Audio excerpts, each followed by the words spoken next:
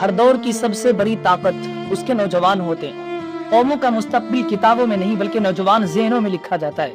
اگر ان ذہنوں کو سمت مل جائے تو وہ تاریخ بدل دیتے ہیں، اور اگر انہیں خلا میں چھوڑ دیا جائے تو وہ کسی اور بیانیے کا حصہ بن جاتے ہیں۔ آج کا سب سے بڑا مسئلہ یہی فکری خلا ہے۔ نوجوان توانائی رکھتے ہیں، جذبات رکھتے ہیں، صلاحیت رکھتے ہیں، مگر واضح فکری سمت نہیں رکھتے۔ نتیجہ یہ ہے کہ سوشل میڈیا، فلمیں اور مختلف نظریات ان کے ذہن کو شکل دے رہے ہیں۔ میرے محترم دوستو، اسلام نے نوجوانی کو کبھی نظر انداز نہیں کیا۔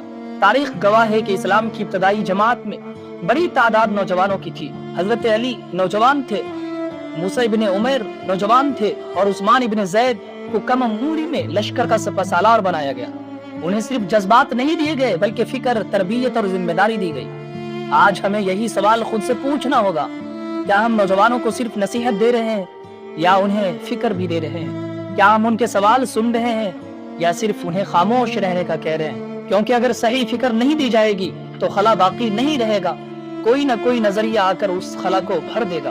وقت کا تقاضا ہے کہ نوجوانوں کو صرف جذباتی تقاریر نہیں بلکہ فکری رہنمائی دی جائے، سوال کرنے کا حوصلہ دیا جائے، اور انہیں اس قابل بنایا جائے کہ وہ زمانے کے بیانیوں کا مقابلہ علم اور شعور کے ساتھ کر سکے، کیونکہ قوموں کی تقدیر میدانوں میں نہیں، نوجوانوں کے ذہنوں میں لکھی جاتی ہے، جو اس وقت ہمارے سامنے ہے۔